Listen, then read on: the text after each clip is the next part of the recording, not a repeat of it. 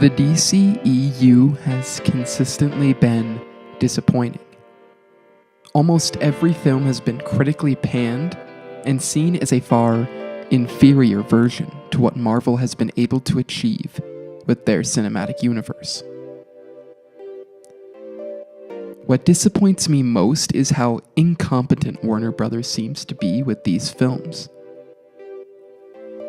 A bold choice was taken with Man of Steel to try and humanize the most iconic superhero of all time. The handling of the film did have its shortcomings, but the hope for films to build off of what it was able to accomplish was high. Next, we got Batman v Superman, which was more obsessed with telling the audience that there will be more movies to come than actually anything interesting for itself. Suicide Squad followed, and was a lesson as to why a trailer company shouldn't be the ones allowed to edit the film.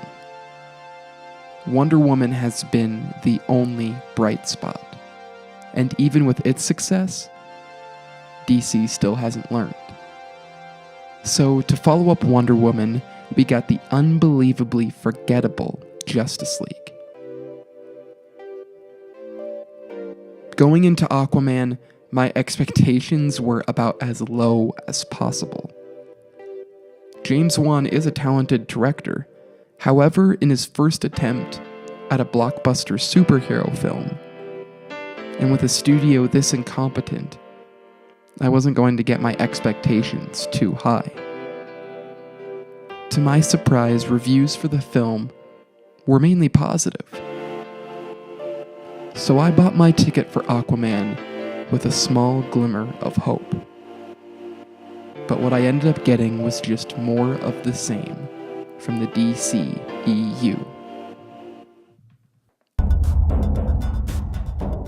The tone of the DCEU has been a problem since the beginning.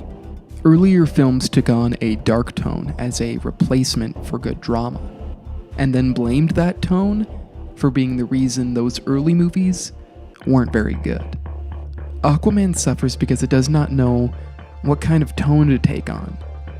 At times, the film seems like it wants you to really engage with its themes and characters. And then at other times, it wants the audience to not take the story too seriously. With the tone being all over the place, it's hard to engage emotionally to the film, because you don't know what emotion you're supposed to be feeling. Because of this, Aquaman struggles to get the audience to establish any emotional connections with its characters. The structure of this movie makes it really hard to engage. This isn't a new critique for the DCEU. Batman v Superman seemed to just fly from location to location, and Suicide Squad was only 2 acts. Aquaman misplaces scenes and struggles to find where the screen time of the film should be devoted. The beginning of the film is Aquaman's parents' story, and a decent amount of time is given to their romance. It's the only real emotional thread in the film. But these characters are barely on screen outside of these 2 scenes, and they don't even involve our protagonist or antagonist. Then when we do finally get to Aquaman, we are given many flashbacks to him as a kid, and then we just have to infer that his relationship between his dad is strong. We see them act like they like each other, but nothing more than that. And the emotional thread of Aquaman and Mera is totally undercut because of the structure of the film. First, Mera comes along saying she is on his side. We then see her betray her kingdom multiple times, but then suddenly Mera's supposed to get married to the king, and about 5 minutes after we find that out, she betrays him again. That moment of betrayal is supposed to be a triumphant moment for Aquaman and Mera's relationship, but there hasn't been much development to make that pay off. If that moment had occurred after they go on their adventure together instead of before, then maybe it would have had some substance. I think if the first act was rearranged, then the film would have benefited mightily. But sadly, it wasn't. The fight scenes are also lacking any drama. These action scenes take beats from fights in Batman v Superman and Justice League, but Aquaman goes above and beyond to make some of these fight scenes as cringeworthy as possible. About the first 6 fights in the film go the exact same way.